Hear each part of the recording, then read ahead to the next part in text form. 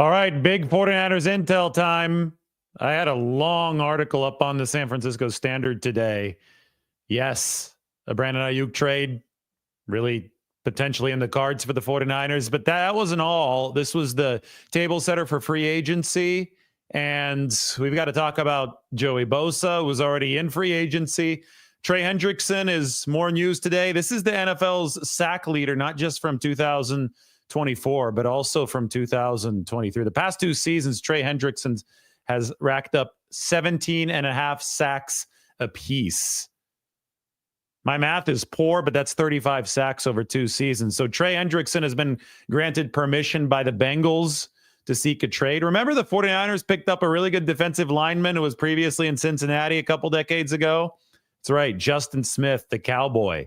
2001 to 2007 with Cincinnati, and then he came over to the 49ers, played the rest of his career with them, signed for 6 years, I believe, if I remember correctly, $45 million for Justin Smith. This gives you an idea of how these NFL contracts have inflated. I guess inflation has happened too. But Trey Hendrickson is going to be somebody worth talking about, especially because two of his former defensive coordinators, Dennis Allen and Lou Anarumo, are now playing or coordinating elsewhere. And we often look at coaches to see where players might go. Money is obviously going to be probably the driving force here, but it's still going to be worth looking at Anarumo with the Colts and Dennis Allen with the Bears for Trey Hendrickson, since it appears that Cincinnati is not willing to pay him. And, you know, Trey deserves to be paid.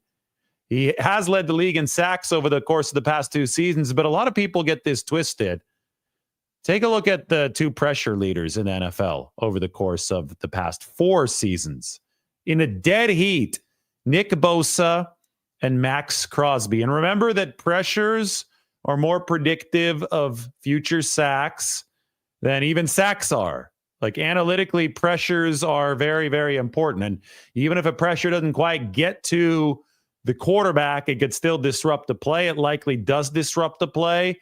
And it is a very useful statistic to look at. Bosa and Crosby, the two highest paid defenders in all of football, are 1 and 2. Now, Hendrickson, 299 pressures over 4 seasons is not bad. So respect to Trey Hendrickson, especially the 35 sacks over the past 2 years. But what Nick Bosa and what Max Crosby have done has earned them the $30+ million contracts. Bosa at $34 million, Max Crosby at $35 million per year. Micah Parsons not too far behind, 2 pressures behind. Oh yes, there's Myles Garrett, and then there's Trey Hendrickson.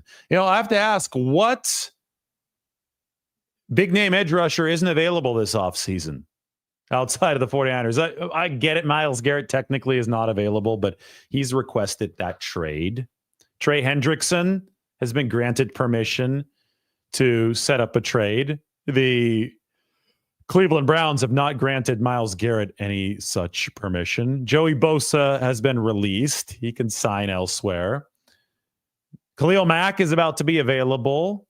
Harold Landry, he could seek a trade from the Titans, although I don't consider him an A-list edge rusher. He's an edge rusher who's gotten paid, though, and the play has fallen off. I mean, similar to Joey Bosa, right? Somebody paid a few years ago. Play has fallen off, but there may still be some intrigue regarding his pass rushing ability and his game. All of this we can talk about within the context of rebuilding Robert Saleh's defense, because the 49ers absolutely have to do that. I mean, look at this. Blue is good, red is bad. There's a lot of red down at the bottom. This defense really fell from grace over the course of the last 2 years. So much so that Robert Saleh is back. He was last seen in the 49ers building in 2020. Technically, I guess he was in the building in 2024 when the 49ers opened the season against the New York Jets. But he was last with San Francisco back when this was a really good defense. There was a little slippage against the pass in 2021. 49ers fixed that by signing Charvarius Ward. 2022 was awesome against or with D'Amico Ryans as the defensive coordinator. They ran the NFC West. They essentially ran the NFC that year up until Brock Purdy got hurt on the offensive side. But things really started to slip against the run in 2023. And against both the run and the pass in 2024, it led to a staff change, and I expect this to lead to a fairly large personnel change for the 49ers. Our build your own roster tool gives you a lot of roster adaptability on defense for a reason. Mike has this again. We're going to put this at the top of the comment section. As always, you can go check out 49ers Build Your Roster. Lombardi herself joined us as a special guest last night. Hopefully everybody enjoyed that. She helped build this tool. Now we're going to go to the actual roster builder itself and just look at the optionality that I've given you on the defensive side of the football. Like, you can cut Leonard Floyd, you can cut Yetur Gross-Matos, you can cut Malik Collins, you can cut Jordan Elliott. I mean, that's a huge part of their rotation. Of course, you're not going to do anything with Nick Bosa. His salary is already the veteran minimum. They basically built his cap hits in low early in the contract. So Nick Bosa is a fixture for the 49ers. You can restructure Fred Warner, which is definitely something I would do if I'm San Francisco. He's got a base salary above the league minimum this year, so convert that to a signing bonus. Save some salary cap space if you're the 49ers. Warner is, I think, the best in the game. But then you've got to decide what else to do around Warner in the back seven. Lenore's been re-signed, low cap hit. That's great. Renardo Green, godsend for the 49ers in the second round. Who's the cornerback 3 going to be for San Francisco? And why don't we first address the man in the title of this video on YouTube? I talked about Trey Hendrickson. I talked about Joey Bosa. I know that we've given Bosa especially a lot of airtime here over the course of the last 24 hours. How about Dre Greenlaw, though? If you go to the roster builder, it's not going to be cheap if they want to keep Greenlaw. I think at least $7 million a year. You know what happened today, though? Bobby Wagner signed with Washington, and here this is crazy. I've got Bobby Wagner as a possible signee on the sheet. I'm gonna have to take him off because he re-signed with Washington. Look at the cap hit I had for Bobby Wagner, $6.5 million. Why did I choose that? Because Bobby Wagner played for $6.5 million last year at age 34 with Washington. And so, of course, he's past his prime. He doesn't cover nearly as well as he used to, but this is still a really good linebacker. I did not expect Bobby Wagner to command a 43% raise entering his year 35, age 35 season. But he did. He's at $9.5 million now. So my sheet anticipated $6.5 million. No, it's going to be $9.5 million for Bobby Wagner. He represents himself, his own agent, and he was able to secure a raise from 6.5 to 9.5 million entering his age 35 season, his 14th in the league. So either Bobby Wagner is a god, both as a player and as an agent, and that's fully possible, or this linebacker market is going to be overheated this offseason. That's also really possible because I think linebackers are all the rage in the league now. You saw what Zach Bond did in Philadelphia, made himself a lot of money this past year, re-signed with the Eagles, but he was a huge part of that Eagles defense. I mean, the linebackers can really, they can cover, they can rush, they can stop the run. All three are extremely important components of defense. And with offenses as adaptable as they are now, you need to have adaptable linebackers to combat that. The 49ers might have been at the forefront of this with Dre Greenlaw and Fred Warner. They've got Greenlaw, or they've got Warner under contract for next year, but we'll see what they do with Greenlaw. And it's increasingly unlikely that they'll be able to re-sign him because of what the market is shaping up to be at the linebacker position. If Bobby Wagner, entering age 35, year 14 in the league, can command $9.5 million, a 43% raise over the contract that he had signed last year with the Washington Commanders, well, that tells me that Washington was bracing themselves for big-time linebacker demand, and they were happy to keep their own guy in the building, future Hall of Famer, respected vet, and they paid him a premium to make sure that he didn't hit free agency. So there's going to be other options. Jamie Sherwood, but I think he's going to be really expensive. I had Sherwood right here as one of the options. I had him at a $13 million cap. But I mean, this is a young guy who was really good for Robert Saleh and the New York Jets over the course of the past several seasons, especially this past year, had a good year. So the fact that he's in his 20s means he's going to command more than Bobby Wagner. But you also look at somebody like Jeff Ulbrich, who's coaching down in Atlanta. He'll probably want Jamie Sherwood. Dre Greenlaw is more of a wild card. That's why I have him at $7 million, but that might be too low now that I see what Wagner went for. The Wagner, though, has durability, and Dre Greenlaw still has to prove that is present as part of what he brings to the table. And that's why I feel his price is going to be a wild card, but it's less likely than ever that the 49ers are going to be able to retain him. John Lynch told us about a week ago that he was hoping that Dre Greenlaw would sign with the 49ers ahead of the new league year, ahead of the legal tampering period. I feel that the 49ers hope that he would take whatever prove-it deal they have offered for him before he got to free agency, because the fear was once Dre did get to free agency that the contracts would be as big as it's indicated that they'll be. And then in that case, it's going to be a lot harder for the 49ers to keep Dre Greenlaw. Anyway, rebuilding Saleh's defense is going to require finding somebody at that linebacker 2 spot. And if it's D. Winters, who's already on this 49ers team, who's faster than Dre Greenlaw, who got a nice big snap load this past season, well, then they're going to have to find a linebacker 3 unless they feel that Jalen Graham or Tatum Bethune can fall into that role. I think that the 49ers are going to need to make a move yet at linebacker. You know, I took a look at this at the State of the 49ers, the linebacker piece. This is up on the Standard as well. And I think this is where we have to start when we discuss rebuilding Robert Saleh's defense, because it's the heartbeat of the defense. And when the 49ers have had good linebacker play, they have had a great defense. When the linebacker play has struggled like it did last year with Devondre Campbell as that number 2, the defense hasn't been good. So this was the setup for San Francisco in 2024. And I look at PFF grade, I'm looking at missed tackle percentage, and I'm looking at the passer rating allowed into coverage.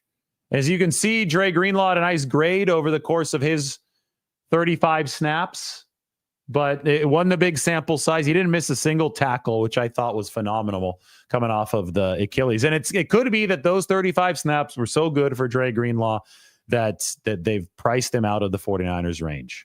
I mean, it seems like that's what the team is bracing for right now. But you look at what Winters did last year with as far as missed tackle rate, it was a little bit worse than Fred Warner's. I like what Winters did in coverage. I know the grade wasn't great, but in coverage, the rating does reflect it. 88.4 passer rating allowed into coverage is solid. And I remember the play where he shadowed DK Metcalf, who has requested a trade from Seattle, but this was early in the game against the Seahawks. This was coming off of the bye week for the 49ers after the win against Tampa Bay. It was Winters who was all over Metcalf downfield in a play that showed me, okay, maybe this guy does have what it takes to be a down out linebacker for the 49ers. It has been a steady progression for D. Winters. So when we talk about who the 49ers might bring in, I know Jamie Sherwood has been a name that they've been linked to, but he's still under contract with the Jets, so we'll have to wait until Monday to see if that progresses. When we talk about Dre Greenlaw and the team trying to get him to re-sign, but that may be out of their reach, we automatically have to go down to the internal options to see if anybody would be able to move up a spot in that pecking order for San Francisco. And Winters is definitely the next player on the list to watch. But based on what Nick Bosa has said, based on a little bit of the intel that we got from John Lynch last week, and this was the article that came out on the San Francisco Standard. I focus a lot on the offense in this article. As you can tell, we're talking about the potential Aiyuk trade, but Lynch had a lot more to say than just the focus on some of these trades offensively. His talk about Dre Greenlaw and his talk about what the 49ers have to do defensively, given what Robert Saleh has said is necessary for this team, really all circles back on how the 49ers are going to be able to stop the run behind the wide 9 with the linebacker position. And I think that's obviously front 7. We talk about who is going to play next to Fred Warner, but we also have to talk about the 49ers defensive line. And Mike and I have been texting throughout all of today regarding that DL position. And I opened the show talking about the edge rushers. I opened the show talking about Nick Bosa and Trey Hendrickson and Myles Garrett and Joey Bosa, who's now available. The very core of what the 49ers have to accomplish this offseason is stopping that run game, or at least slowing the run game. That's why I talk about Joey Bosa. He's potentially a really big upgrade in terms of run defense for the 49ers, because just behold how ugly this was for San Francisco last year. They gave up, and offensively they couldn't run when they needed to. They were very bad on 3rd and 1 situations. They were bad on 1st and 10, which was the running down. Defensively, it was even uglier for the 49ers. Blue is good, red is bad. And you see a whole heck of a lot of red, especially dark red for San Francisco. Now, in this table, I've got defensive tackles on the bottom, and I've got defensive ends up top. So Bosa was obviously really good against the run. Joey Bosa still brings that to the table if San Francisco can manage to sign him at a price that would work. Because you look at Floyd wasn't good against the run. Yetur Gross-Matos wasn't good against the run. Sam O wasn't good against the run. Robert Beal didn't play a whole lot of snaps. He wasn't good against the run. And then the interior struggled against the run. One player, Jordan Elliott, who had a nice blocked field goal that Lenore took back against the Cardinals, but he didn't generate anything pass rushing. And the run defense grade was down at the 53rd percentile. So, it's beyond time for the 49ers to reverse the tide of their failing run defense. And the reason that we look at somebody like Joey Bosa and say, hey, he might be able to fit, it's not as much about the pass rushing ability. It's about the ability to set an edge against the run. The reason why we look at some of these linebackers for the 49ers as they're trying to rebuild the defense, it's because they have to fill the gaps in the wide 9 in front of them. The reason why we're looking at somebody like Jair Brown, well, it's because he didn't have a great season tackling last year. And at safety, he has to provide run support. And if he doesn't provide good run support, well, he's the last line of defense for a run defense that finished number 29 last year. So stop the run so you can have some fun. Everything that the 49ers do this offseason, whether it be through the draft that we're going to be looking at in less than 2 months at this point, adding defensive tackles. It's a massively deep defensive tackle class. We'll see where Walter Nolan ends up of Ole Miss, but there's so many other names, right? He's been one of the names that people have been talking a little bit more about. Mason Graham, that's going to be fascinating. Can he drop to the 49ers at number 11 because he didn't test out to be all that big? Which one of these guys, if the 49ers pick them, and I'm sure they're going to add to the trenches through the draft, I just don't know where, which one of these guys can best be rigid against the run while also giving them juice in the pass rush? And do they have to turn to free agency or the trade market for one of these big defensive ends to be able to give them that duality, that adaptability? Because they need help at multiple spots on the defensive line. It is eroded over the years to stymie the bleeding, stop the bleeding of the run defense, which has dropped down to that number 29 mark. Finally, we got to look at the secondary. And for that, I'm going to go back to the build your roster. You could see how sparse it is in that defensive backfield right now. 49ers have Lenore, Green, and Luter at corner, and Luter has yet to really play at corner in a game for the 49ers. So you're going to have to add, okay, I know DJ Reed's a popular one to add. He's not going to come cheap, though. But I love the idea of adding DJ Reed. I think it gives you a really adaptable secondary. It's somebody who followed Robert Saleh to the New York Jets. To me, that is really significant that Saleh's coached him in 2 spots. So could be a 3rd spot. He could become the Alex Mack for Robert Saleh. Remember, Alex Mack was with Kyle Shanahan at 3 different spots. Well, DJ Reed can potentially do that. They have to add at the cornerback position, and maybe they go and add through the draft, but boy, you need somebody who can play right away. And I know that Renato Green emerged as a rookie, but it took him a few weeks. If it's Renato Green in just his 2nd year and another rookie and Darrell Luter Jr., somebody who hasn't played, that would be one mighty, mighty untested secondary for the 49ers. I really think that San Francisco wants to make sure that there's a little more experience in that defensive backfield, because at safety, you're also relying on a second-year man, Malik Mustafa, who, granted, was awesome. We could take a look at some of the metrics for Malik Mustafa in just a second, but he's next to Jair Brown, who wasn't quite as good for the 49ers last year. So there just is a lot of talent the 49ers have to acquire right now. Rayshon Jenkins got released the other day. The 49ers hosted him. Julian Blackmon is last year before he signed with the Seahawks. Julian Blackmon was another player they've been linked to. I think veteran safety is the way the 49ers have to go if they want this to get a little bit better. I've talked a lot about Nick Emmanwori out of South Carolina. That could be your first-round play if you're the 49ers. You know, Mike and I have been talking about this a lot as well. What happens if your A-list defensive tackles and defensive ends and offensive linemen like Armand Membu, right? Mason Graham, Jamar Stewart, who knows where he goes. But what if all those guys are off the board as your pick comes up at number 11? Yet Nick Emmanwori might be a later first-round guy, although his stock probably improved with the freakish athletic performance he put on at the combine. But if you're the 49ers, do you just grab Emmanwori at number 11? Do you trade back, hope Emmanwori is still around a little bit later, and that way you pick up another third-round pick? Like, the possibilities are very great for the 49ers, and they've typically in the past, I always advocate best player available in the draft. The 49ers have done that past the first round, but in the first round, they have zeroed in on positions.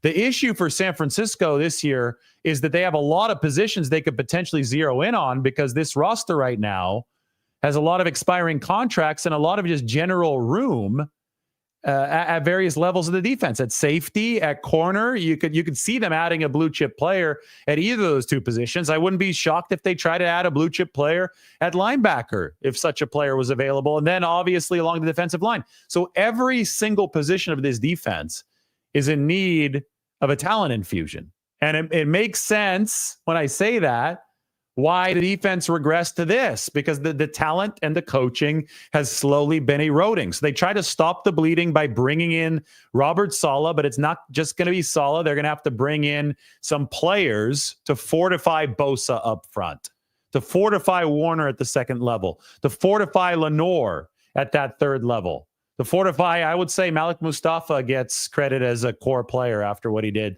last year. You see Malik there wearing number 6. There's Diamondo Lenore. Those are your two core secondary guys. Look what Malik Mustafa did last season. And I know I brought this stat up in Tahiti. I did a whole video from a boat in French Polynesia about how good Malik Mustafa has been. Well, there you go. 0.12 yards allowed per cover snap. So you have, I think, 4 core pieces for this defense. How do you build around those 4 core pieces? Do you go out and cut multiple of the defensive linemen last year because you're not happy with the performance? I thought there was redeeming aspects of play for Floyd in the 8.5 sacks. Gross Matos, he won Defensive Player of the Week once he was healthy against the Bears. Malik Collins was a good pass rusher. I don't think anybody was great against the run for the 49ers last year, and that has to be the bedrock of how you operate as a football team. So it's going to be fascinating to me to see how exactly the 49ers treat what they had last year under contract. Like, the defensive line room has a lot of guys still under contract. The other 2 rooms or other 3 rooms don't. So they're the 49ers are going to have to sign, and they're going to have to draft. They're going to have to add regardless. What do they do at the spot where they do have guys still inked for 2025? The next few days, the next few weeks are going to tell us a whole heck of a lot as the 49ers try to rebuild Robert Saleh's defense. Those of you who want the intel, there's a lot of it. And I've talked about a lot of it in videos, but I think that you could support the writing cause as well up on the San Francisco Standard. The 49ers really could trade Brandon Aiyuk, and then they could make some moves at all different positions, including they're the Bosa brothers. You can't see their heads in that picture. I don't want to open up the photo just at this second. Oh, maybe I actually do. If you guys want to see what that looks like, there it is. That's the Bosa brother picture. There's Robert Saleh. Now we're finding the cost efficiency article that I put up today. It's a value play, and we should view all of the 49ers' upcoming strategic plays through that lens.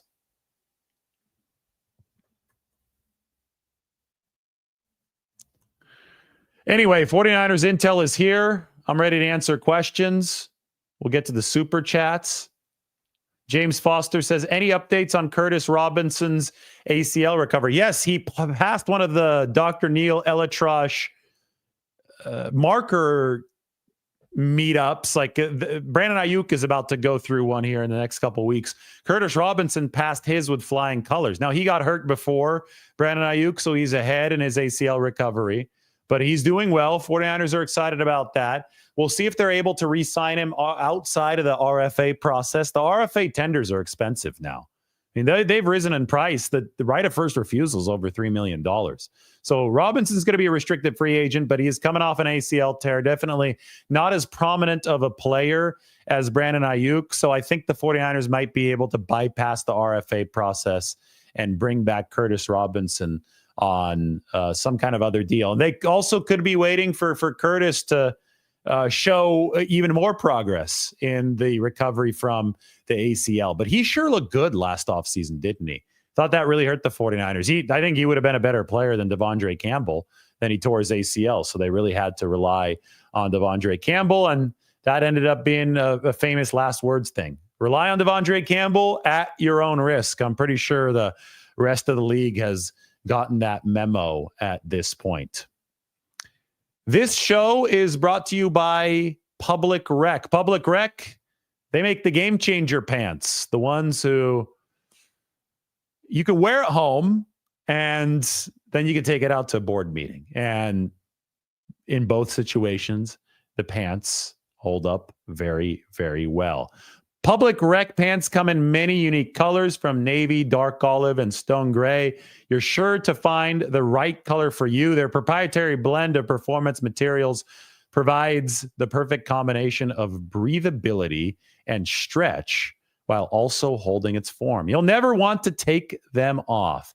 Comfortable enough for the couch, sharp enough for the city. For a limited time, you can get 20% off at Public Rec by using the code Lombardi at checkout. Just head to publicrec.com. Use Lombardi and you're all set. Oh, and when they ask you how you found them, be sure to mention our show. It really helps us out. Upgrade to Public Rec and feel the difference.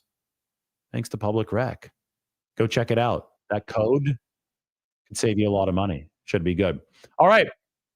So we've talked about Trey Hendrickson. We've talked about Joey Bosa.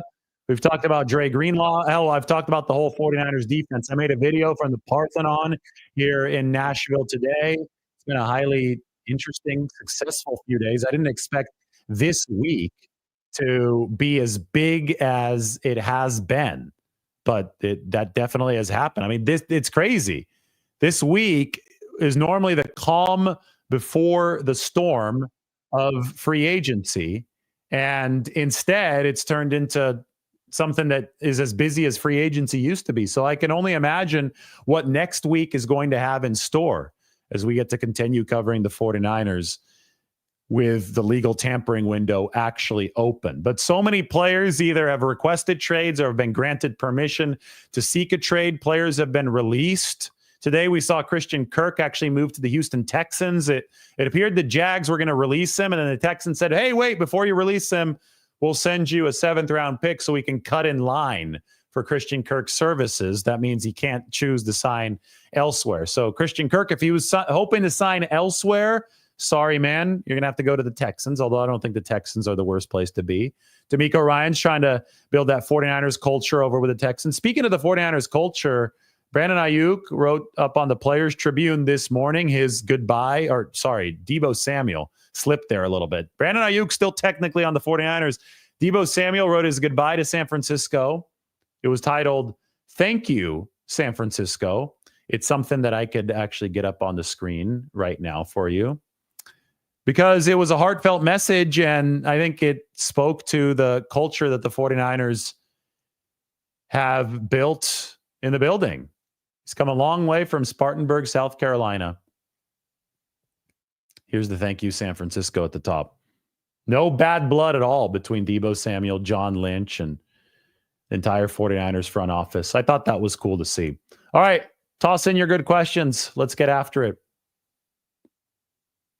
Freudian slip for sure. When's Brandon Aiyuk going to be traded? We'll see. Deebo Samuel's been traded. Brandon Aiyuk, the 49ers are open to it. The Freudian slip does encourage me to open my own article because I worked hard on this. There's a lot of new 49ers intel for you. We're going to toss this into the top of the comment section after this live video is done. But you should definitely read this. This is the reason that you should be part of the San Francisco Standard. You're getting 49ers intel that you're not getting anywhere else. It's not sensationalist. It's actually, so many people are saying, no, they couldn't trade Brandon Aiyuk. It's not going to be possible because of the dead cap hit. And they don't even understand what a dead cap hit is. I've had to explain dead money to no fewer than 30 people over the course of the past week or that past month, maybe 100 people. People think that it somehow disqualifies the 49ers from moving players, and it doesn't. It's a sunk cost. Dead money is money that you're going to have to pay on the cap anyway. The 49ers are trying to save money in the future. They're thinking about the savings that can actually be attained. They're not worrying about ships that have already sailed. You can save $110 million in the future if you move on for Brandon Aiyuk. That's why it's an appealing thing moving forward. If he's not going to deliver at an A-list level, and I'm not sure how the ACL recovery is going to go. Nobody really is. But if he's not going to deliver at an A-list level, he certainly didn't last year before he got hurt. Well, then you look to move off of the $110 million that you're scheduled to pay him. Deebo Samuel not playing at an A-list level. You move off the $17.5 million that he was owed for the 2025 season. It's not rocket science. You take the dead cap hit because that money was going to hit the cap anyway, and the space carries over from season to season.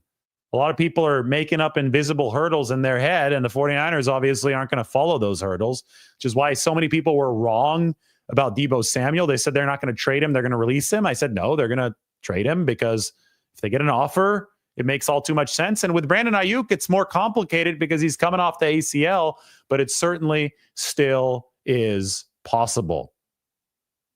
Ian Sharp says the Patriots are circling. Yeah, and maybe they are. I know they were circling last year. All the reports I see online are coming from anonymous fan accounts, so I don't jump on that kind of stuff too readily. But, I think that Aiyuk was a very popular player last year before the 49ers extended him. If a team still believes in him, they may be interested in trading for him. We'll leave it at that. But the ACL is scary. It's very scary for a lot of teams. I think that coming checkup with Dr. Neil Elatrosh is going to be very, very important. It's going to come before that April 1st date, which is basically the deadline for the 49ers to trade Aiyuk at a minimal cap loss for them. Because then once this next 20 million kicks in, that's 20 more million that hits the books for the 49ers. You want to move off of him before then if you are going to move off of him. How about pursuing Javon Holland and moving Mustafa to strong safety? Now, the safety positions are both interchangeable. So any safety you bring in is going to have to play close to the box, is going to have to play center field. Holland is definitely near the top of that safety market. Justin Reed is there as well. I think it's more likely with Jair Brown on this roster that the 49ers bring in a less heralded safety. They go mid-tier.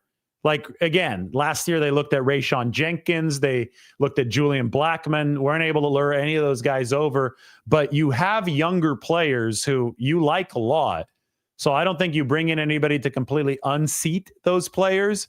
But you can bring in a veteran who can give you good tutelage in the room, won't break the bank, and gives you a nice backstop. Last year, they eventually did bring back Deshaun Gibson. He was with Jacksonville at the start of the year, but they did bring back Deshaun Gibson late in the season, and they seem to have liked that veteran presence in that room time and time again. What week should Aiyuk be ready to play? Well, we don't know. I mean, he was hurt on what? October, I want to say, was it October 20th of last year? It was mid to late October. Didn't have surgery until mid-November. ACLs, they say 9 to 12 months. If you're superhuman, if you're Jerry Rice, you come back the same season. But so anyway, that runs up right at the border of the regular season, like the early end of that spectrum time-wise. So I'm sitting here and I'm shrugging my shoulders. I could give you the shrug emoji. You guys like the San Francisco Fire Department sweatshirt? It's nice, right? I think it's, I just wanted the hoodie later tonight. I was on Pat McAfee today. I think I wore the hoodie earlier today too. It was a long day. Then we did the Parthenon video and I had the vest on. I remember from McAfee. I just wanted to rep the fire department here. Shout out to them. Shout out. This is not Station 13, but shout out to Station 13. I got to text Mario back. He texted me a little bit earlier today. He's like, what is up with all the 49ers rumors this offseason? Things have been crazy. Mike asks me, what am I most concerned about heading into free agency? Well, I think you got to be most concerned about the fact the 49ers couldn't play defense to end last season. They've taken some steps by bringing Robert Saleh back, but as I've shown you, there is a lot of talent the 49ers need to replenish on the defensive side of the ball. It's diminished over the course of the past few seasons. If Nick Emmanwori is available at 11, should the 49ers draft him there? Sure. And this is, a lot of people say, well, they should trade back. He'll be available at 18. There's no way you can predict this right now. Mike was like, yeah, but that's the fun of it. I'm like, yeah, I get it.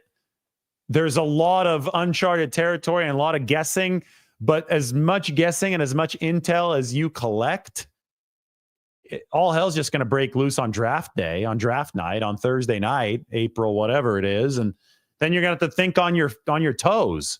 So if Emmanwori is there and you collect some intelligence that he'll still be there for several more picks, do you trade down? Maybe, but then somebody's got to want to trade up. I say just grab the best player that's available at that pick. I think Emmanwori is a fantastic football player, 5-tool guy, runs fast, hits hard, has great instincts. So many fumbles and interceptions generated at South Carolina, and the athletic profile was off the charts. He would make the 49ers defense better. He could play some kind of adaptable role on the back end. I mean, he's good enough to be a glorified linebacker or a glorified safety or a glorified nickelback. And when we talk about adaptability and the need for it in this day and age, that's valuable. So I would definitely consider it if I'm the 49ers. Why are people so worried about Jake Moody right now? The 49ers will bring in some kind of competition and we'll see how it plays out. Like, chill. He's not going to be kicking a field goal in a game for a long time. Everybody's going to be active in free agency. So will the 49ers. That doesn't necessarily mean they're going to make massive splashes, but they have a lot of roster spots to fill. You could be active in free agency too if you open up the roster builder. And the roster builder should give you a lot of different options to build out the 49ers. There you go. All available for you, but you've got so many different positions, so many different free agents to potentially add to this 49ers team.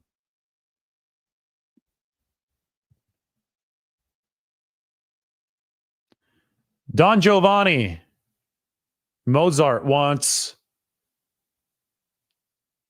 DJ Jones.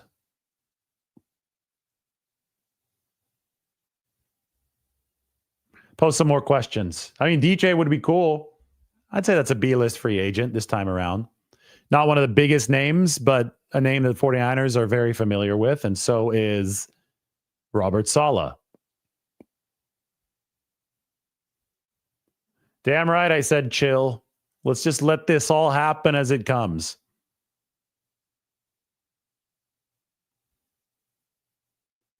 Would Isaiah Simmons make a good Greenlaw replacement? I don't think Simmons is as good as Greenlaw. The problem with Greenlaw has been the durability. But boy, does he play with his hair on fire. Boy, were those 35 snaps impressive this season. They're better when he's in there, but the problem is he hasn't been in there nearly enough over the course of the past season. So, do I like Will Johnson, a corner at number 11? The 49ers have never drafted a cornerback in the first round under Shanahan and Lynch. I had a fan send me a cool draft value chart that once we get past free agency and we start looking at the draft, we're going to take a closer look at it to show you where the 49ers have allocated their capital. They've drafted a lot of corners, but they don't like to draft them high up. And this could go back to their defensive line over everything philosophy that we saw since the start of the regime. I just find it hard to believe that the 49ers would draft a corner at number 11 because, again, best player available has been a thing for them except in the first round. They've gone position specific in the first round. And they haven't gone to the cornerback position in the first round. So I don't see it happening with Will Johnson in that first round for the 49ers.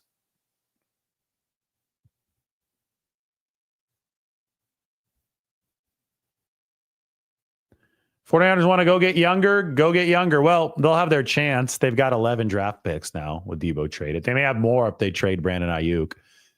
But that doesn't preclude you from signing veteran older guys. They just want value. Wherever they go, they want value. And typically value in this league resides with youth. It's a young man's game.